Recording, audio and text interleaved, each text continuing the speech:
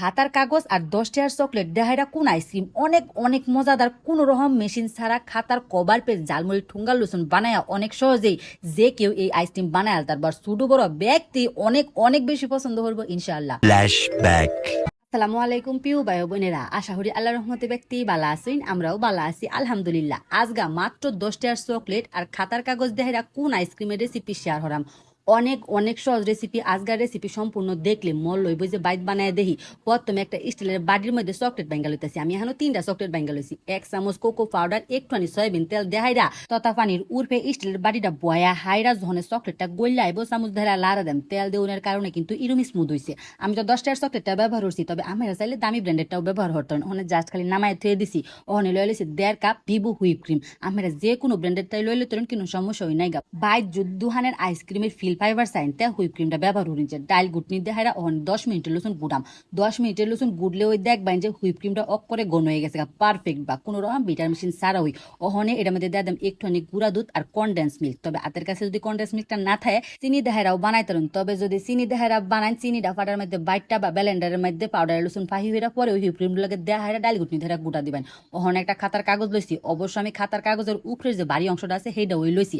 আমরা যে কোনো খাতার কাগজের উপরের যে কভার পেজটা থাকে সেটা দেখা বানাইতে পারবেন। এরপরে খাতার কাগজটারে সুরুনি সুরুনি টুরহার লসুন কাটছি, জালমুড়ি ঠোঙ্গা লসুন বানায় হাইরা কোনার মধ্যে কষ্টিক পেঁচাই দিয়ে দিছি। বাস দেখছি নিবালা কতনি কোন হয়ে গেছে গা। এটা কিন্তু দেখকাই বুঝুন যায় এটা কিরম বা হচ্ছে। অনেক কেসি দেখারা জাস্ট খালি শেপে আইন নালাইছি। নেক্সট সহজ আর ইন্টারেস্টিং একটা রেসিপি। ওখানে আইসক্রিমের ডিব্বা লয়ে লেছি। এবার বয়া হাইরা ফ্রিজের মধ্যে থুয়ে দেব। অক করে সুন্দর বা সেট হয়ে যাবে। লিকুইড হয়ে তো চকলেটটা অনেক কাগজের মধ্যে ফিটিং হয়ে জাস্ট খালি ক্রিম দেওয়া হাইরা 2-3 ঘন্টা লসুন ফ্রিজে থুয়ে দিলেই কোন আইসক্রিম হয়ে যাবে। দেখছি নিবালা তো সুন্দর বা সেট হয়ে গেছে। খাতার জাস্ট উপরের কভার পেজের মধ্যে আমরা এই আইসক্রিমটা বানাইতে পারবেন। ব্যাগটা ওই সেট হয়ে গেছে গা। ওখানে আইসক্রিমের খাপের মধ্যে বয়া হাইরা জাস্ট খালি ক্রিমটা দিয়ে দেন, তে ওই হয়ে যাবে গা। একটা পাইপিং প্যাকের মধ্যে হুইপ ক্রিমটা ভরে লইতেছি। কোনোরকম বিটার মেশিন ছাড়া এই হুইপ ক্রিম অক করে পারফেক্ট বা জমাট বানবো। জাস্ট খালি একটা ডাইল কুটনি দেহারা 10 মিনিট গুইদে ওই দিয়ে হুঁজে বাইর যদি আইসক্রিম বানায় খান তৃপ্তি মিরায়া আইসক্রিম বানায় খাইতে পারবেন। তবে আজকে কিন্তু আমি অক করে কম খরচে এই আইসক্রিমটা বানাইছি।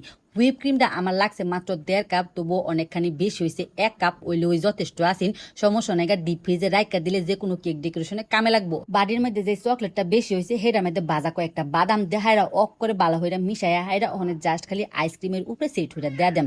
যখন আইসক্রিমটা খাইয়াম বাদামটা মুহে ফলে অনেক বেশি ভালো লাগে। দেখছি নিবালা কতটা সুন্দর দেখা যেতে যে হোম মেড আইসক্রিম। এর আগে আমি জানি না আমরা কতগুলা কোন আইসক্রিমের রেসিপি দেখছি, তবে আমার মনেও এটা সবচাইতে সহজ আর সহজলভ্য জিনিস দেহাইরা বানাইছি।